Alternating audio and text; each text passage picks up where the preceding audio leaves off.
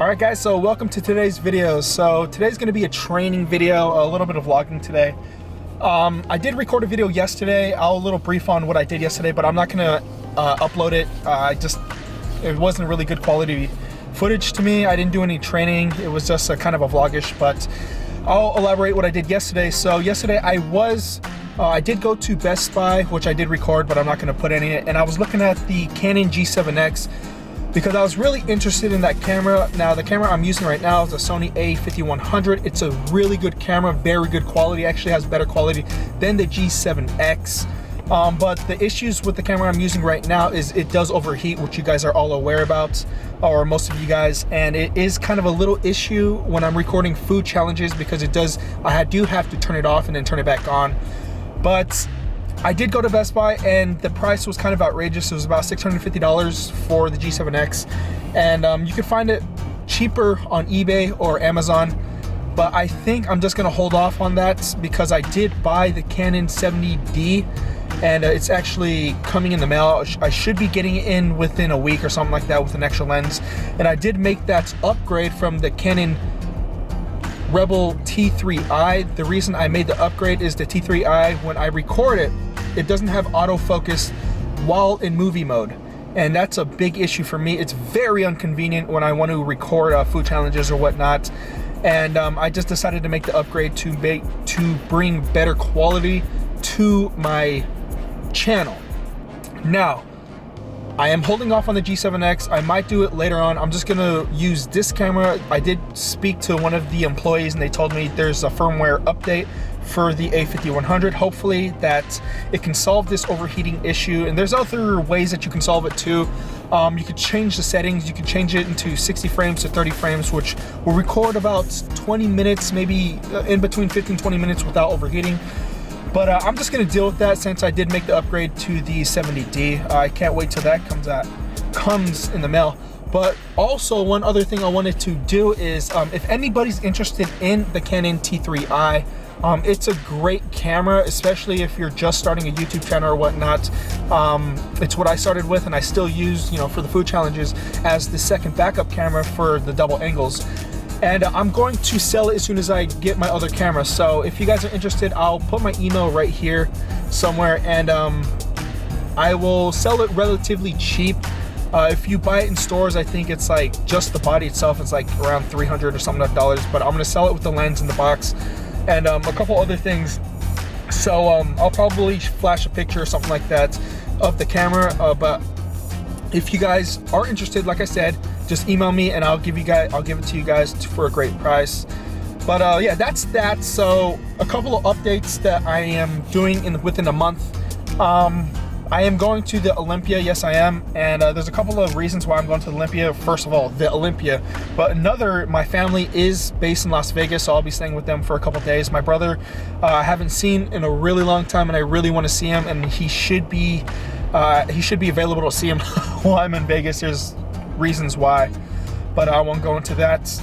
Also, another thing is there's a food challenge that I'm very interested in doing. It's called the Pho-Zilla Challenge, and it's a bowl of pho, and I think it's in between 10 or 12 pounds of pho.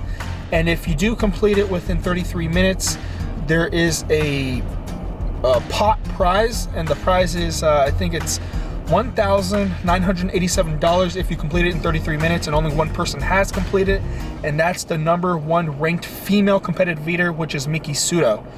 So I'm really excited to be trying that. Yes, 10 and 12 pounds of pho is a lot. I don't know what I'm getting into with that one, but I really do want to win that money. That'd be really cool. And another challenge. So that's it for the little updates. I also got more coming along, but I'll speak about that in the future. So today, I'm going to the gym.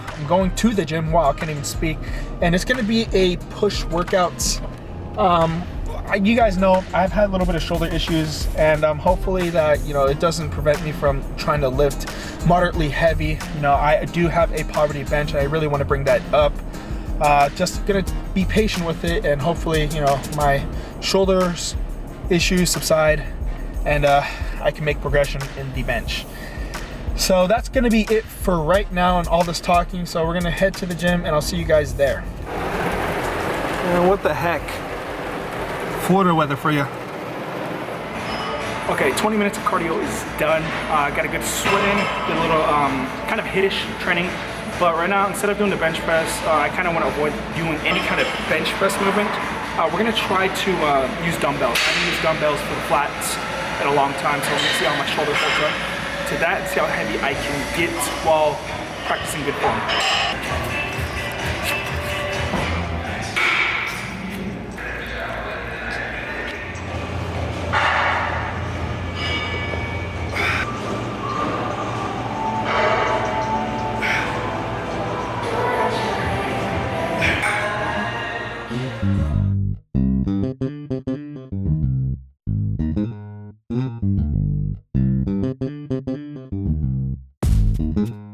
Alright guys, so we're going to get started with this voiceover.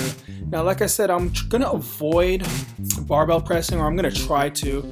I always tell myself that and I end up barbell pressing anyways. And actually there was an occasion in this workout that I did film but I didn't put it into this video. But I tried barbell pressing on the incline and I got up to 185 and it just felt horrible.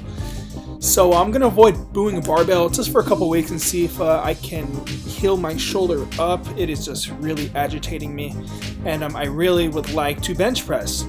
So today I did the dumbbells and I worked all the way up to 105 pounds. The first couple sets were building up to the 105s, and I did 5 sets of 5 with 105s, and it felt really good. No pain whatsoever in my shoulder, which was an amazing feeling. But like I said, after that I tried to see if I could do the barbell incline. It just was a no-go. So instead of that, I moved on to the incline dumbbell and I dropped the weight to about 85 pounds and I did, 5 sets of 8 reps, and I did faster reps than normal. And that's probably something I'm going to try to incorporate. Using speed in my lifts, I noticed that sometimes it seems like I'm too slow and too controlled. Sometimes I feel like I just need to kind of just explode. And I think I could benefit out of it. So we'll do that in the future. So then moved on to some laterals. Now I kind of switch things around and I usually do some type of pressing movement for my shoulder before I do side raises.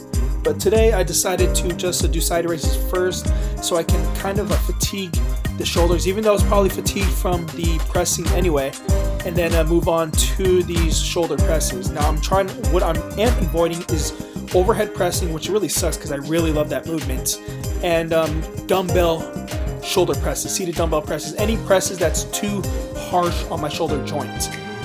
So then moved on to some cable flies, moved on to some cable push downs. Now I kind of supersetted this one with kind of a push up on the bar right there in front of me, doing these push downs to kind of burn out. And I did these kind of slowed, and with a muscle-mind connection, you can see right here, it's not really that crazy of a movement, but I do feel a really good contraction in my triceps, and I squeeze as hard as I possibly can on the top of the movement to stimulate the chest.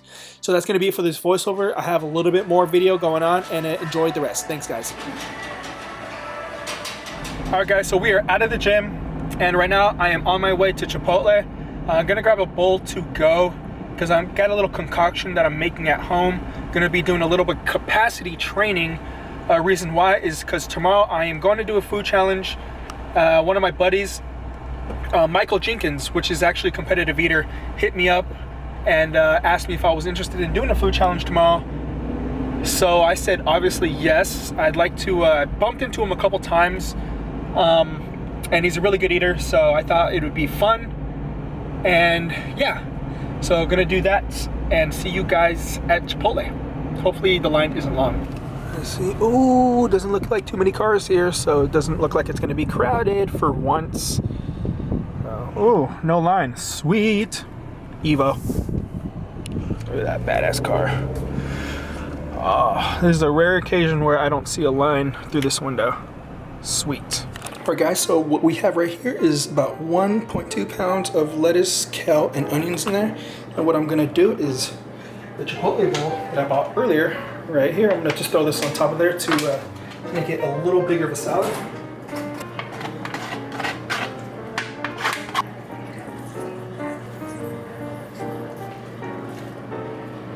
made that salad really big, and right now it's about 2.8 pounds, so 2.5 pounds exactly, and we're gonna leave it just like that. So right here, I have some Crystal hot sauce. I'm gonna throw this on top of there, like so.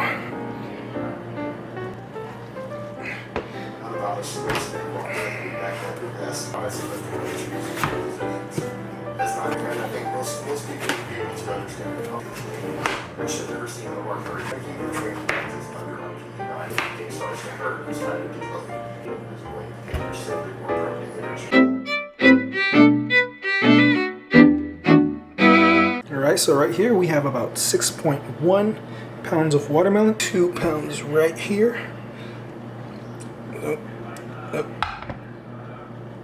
It's 2.3 pounds, or 2.03 pounds. Right over there, so altogether that's 8 pounds of watermelon. That's 3 pounds of salad. Hey. Alright guys, so got all the food, got the 8 pounds of watermelon right here, got the big salad. Now I'm going to eat this, and also after this I'm going to have I have Jello in the fridge that I'm also going to eat for the extra volume, and I still have this right here. So getting hungry right now. I'm going to eat this before it gets too cold, or the Chipotle gets cold. So yeah, let's start.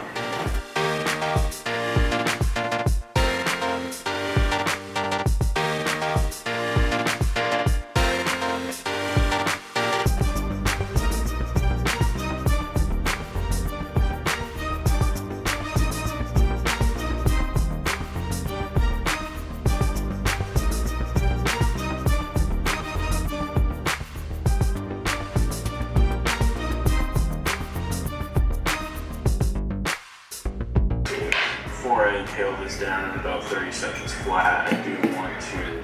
So I got one more thing I'm gonna eat. Just a second. All right, guys.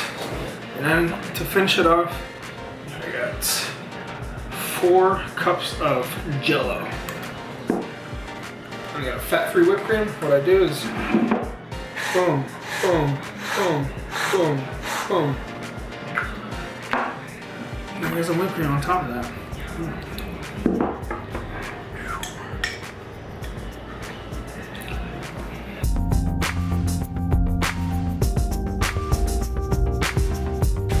Alright guys, so that is that.